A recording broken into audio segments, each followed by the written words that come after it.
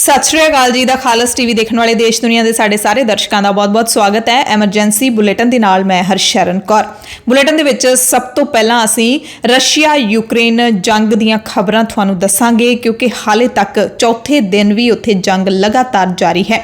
सब तो पहला यूक्रेन दे विच फसे जिहड़े भारती ने उन्हां दी जानकारी तुहानूं दे दिंदे आ। 250 भारतीय नागरिकां नूं लैके एयर इंडिया की दूसरी उड़ान भी ऐतवार तड़के रोमानिया की राजधानी बुखारेस्ट तो दिल्ली हवाई अड्डे ते पहुंची। शहरी हवाबाजी मंत्री ज्योतिरादित्य सिंधिया ने यूक्रेन तो लिआंदे भारतीयों का हवाई अड्डे ते स्वागत किया। पहली उड़ान AI 1944 बुखारेस्ट तो 219 लोगों को मुंबई लैके पहुंची सी।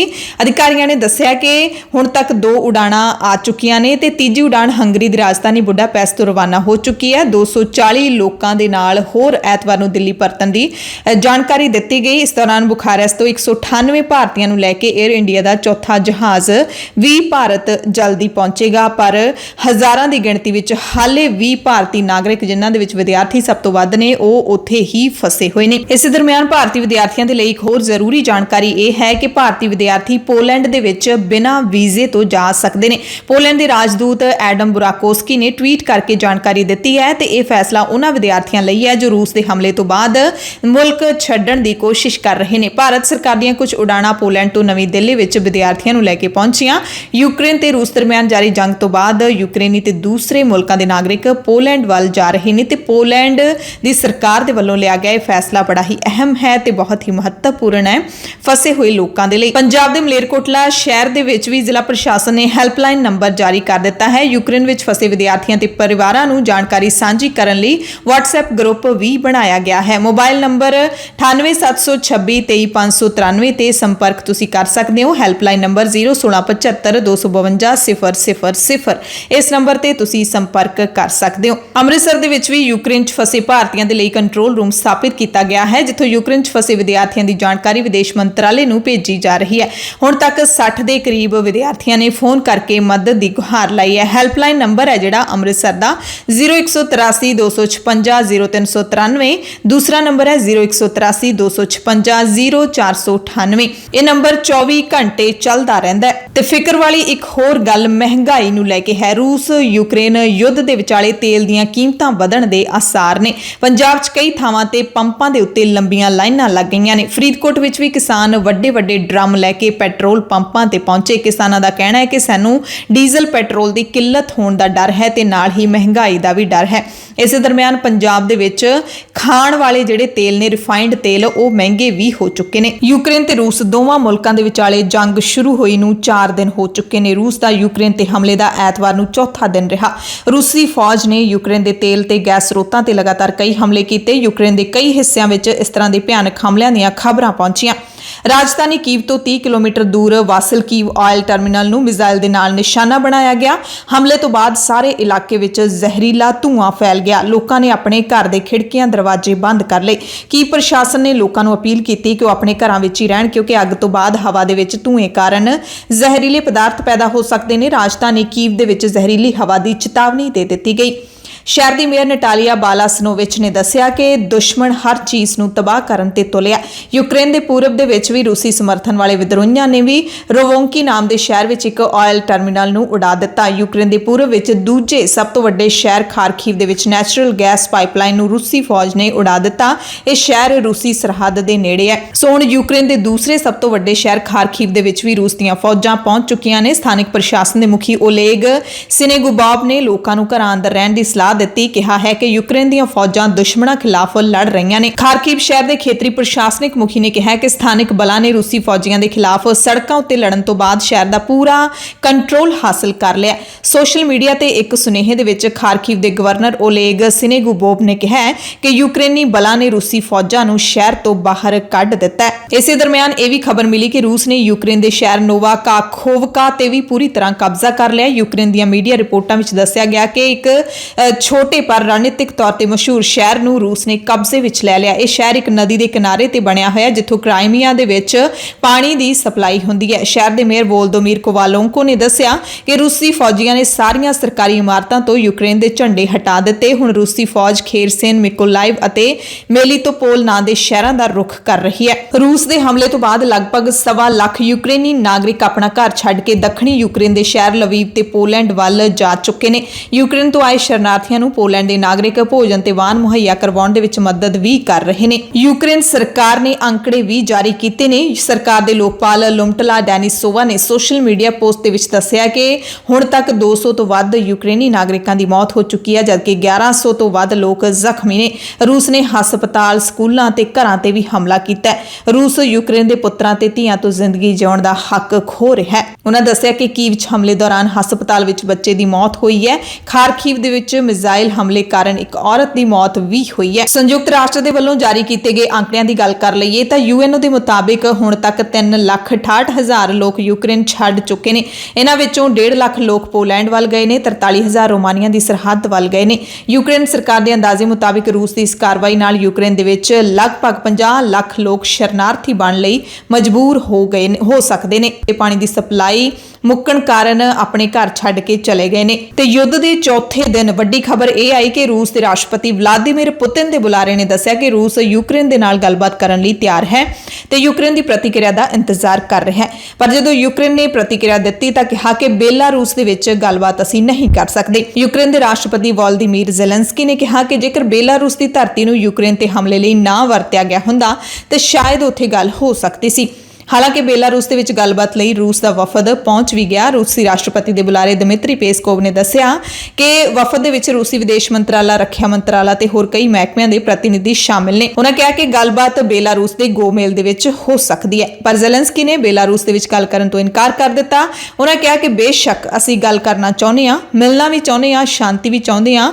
ਇਸ ਲਈ ਬੁਡਾਪੈਸਟ, ਇਸਤਾਨਬੁਲ, ਬਾਕੂ, ਵਾਰਸਾ ਦੇ ਵਿੱਚ ਵੀ ਗੱਲਬਾਤ ਹੋ ਸਕਦੀ ਸੀ। ਜ਼ੈਲੈਂਸਕੀ ਨੇ ਸ਼ਰਤ ਰੱਖਦਿਆਂ ਕਿਹਾ ਕਿ ਜਿਸ ਦੇਸ਼ ਦੀ ਧਰਤੀ ਸਾਡੇ ਤੇ ਮਿਜ਼ਾਈਲਾਂ ਛੱਡਣ ਲਈ ਨਾ ਵਰਤੀ ਗਈ ਹੋਵੇ ਉੱਥੇ ਗੱਲ ਹੋ ਸਕਦੀ ਹੈ। ਇਸੇ ਦਰਮਿਆਨ ਯੂਕਰੇਨ ਦੇ ਰਾਸ਼ਟਰਪਤੀ ਜ਼ੈਲੈਂਸਕੀ ਨੇ ਕਿਹਾ ਕਿ ਉਹਨਾਂ ਨੇ ਬੇਲਾਰੂਸ ਦੇ ਰਾਸ਼ਟਰਪਤੀ ਲੁਕਾਸ਼ੈਂਕੋ ਦੇ ਨਾਲ ਗੱਲਬਾਤ ਕੀਤੀ ਹੈ।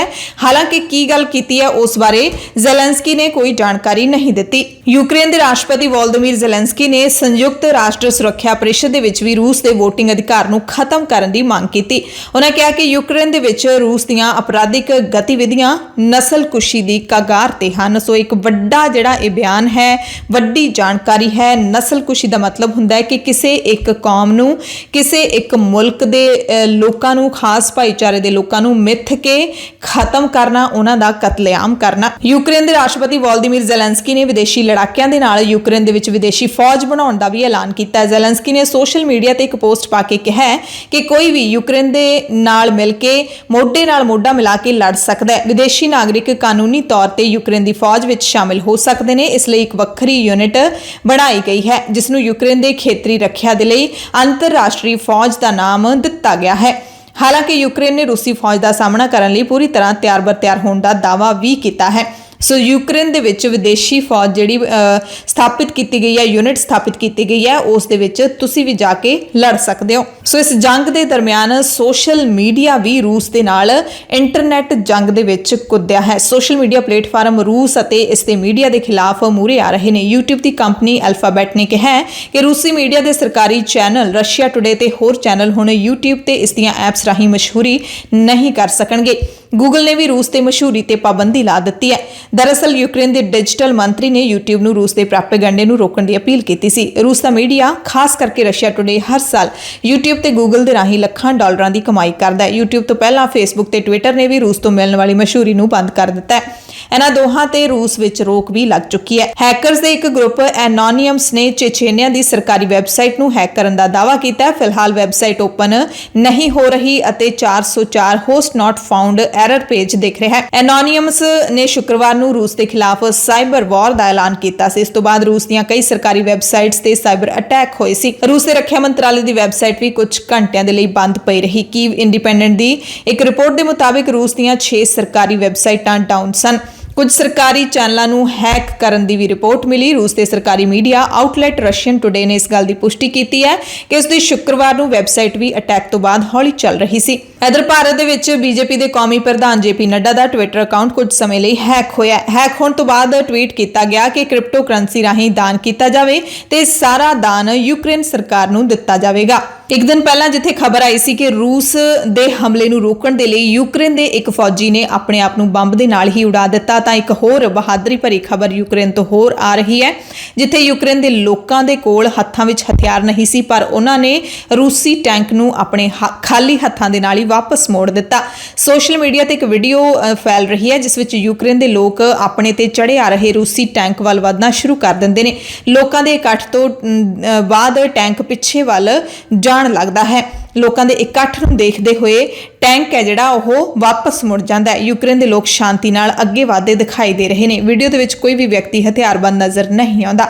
ਇਹ ਵੀਡੀਓ ਚਰਨੀਹਿਵ ਇਲਾਕੇ ਵਿੱਚ ਪੈਂਦੇ ਕੋਰੀਓਕਿਵਾਕਾ ਦਾ ਦੱਸਿਆ ਜਾ ਰਿਹਾ ਹੈ। ਯੂਕਰੇਨ ਦੀ ਫੌਜ ਨੇ ਆਮ ਨਾਗਰਿਕਾਂ ਨੂੰ ਰੂਸੀ ਫੌਜ ਦਾ ਸਾਹਮਣਾ ਕਰਨ ਦੇ ਲਈ ਰਣਨੀਤੀ ਵੀ ਦੱਸੀ ਹੈ। ਯੂਕਰੇਨ ਦੀ ਫੌਜ ਨੇ ਸਧਾਰਨ ਨਾਗਰਿਕਾਂ ਦੇ ਲਈ ਹਦਾਇਤਾਂ ਜਾਰੀ ਕਰਦਿਆਂ ਰੂਸੀ ਹਮਲੇ ਦਾ ਨਾਗਰਿਕੀ ਵਿਰੋਧ ਕਰਨ ਦੀ ਅਪੀਲ ਕੀਤੀ ਹੈ। ਕਿਹਾ ਕਿ ਕੋਈ ਫਰਕ ਨਹੀਂ ਪੈਂਦਾ ਤੁਹਾਡੇ ਕੋਲ ਹਥਿਆਰ ਹੈ ਜਾਂ ਅਸਲਾ ਹੈ, ਲੜਾਈ ਦੇ ਸਾਰੇ ਸੰਭਵ ਸਾਧਨ ਵਰਤੋ, ਸੜਕਾਂ ਤੋਂ ਸਾਈਨ ਬੋਰਡ ਹਟਾ ਦਿਓ, ਰਾਹ ਰੋਕਣ ਲਈ ਦਰਖਤ ਵੱਢ ਕੇ ਸੁੱਟ ਦਿਓ, ਘਰ 'ਚ ਬਣਾਏ ਹਥਿਆਰਾਂ ਨੂੰ ਵਰਤੋ, ਰਾਤ ਜਾਂ ਘੁਸਮੁਸੇ ਦੇ ਵਿੱਚ ਜ਼ਿਆਦਾ ਸਰਗਰਮ ਰਹੋ। ਇਹ ਕਿਹਾ ਫੌਜ ਨੇ ਯੂਕਰੇਨ ਦੇ ਲੋਕਾਂ ਨੂੰ। ਤੇ ਜੰਗ ਦੇ ਤੀਸਰੇ ਦਿਨ ਤੱਕ ਰੂਸ ਨੂੰ ਕਿੰਨਾ ਨੁਕਸਾਨ ਹੋਇਆ, ਇਹ ਅੰਕੜੇ ਜਾਰੀ ਕੀਤੇ ਨੇ ਯੂਕਰੇਨ ਦੀ ਉਪ ਰੱਖਿਆ ਮੰਤਰੀ ਨੇ। ਹੰਨਾ ਮਲਿਆਰ ਨੇ ਦੱਸਿਆ ਕਿ ਅੰਕੜੇ ਸੰਘਰਸ਼ ਦੇ ਸ਼ੁਰੂ ਹੋਣ ਦੇ ਸ਼ੁਰੂਆਤੀ 3 ਦਿਨਾਂ ਦੇ ਨੇ। ਰੂਸੀ ਫੌਜ ਨੂੰ ਜਿਹੜਾ ਨੁਕਸਾਨ ਹੋਇਆ ਉਹਦੇ ਵਿੱਚ 4300 ਮੌਤਾਂ ਦਾ ਦਾਅਵਾ ਕੀਤਾ ਗਿਆ ਕਿ 4300 ਰੂਸੀ ਫੌਜੀ ਮਾਰ ਦਿੱਤੇ ਗਏ ਨੇ।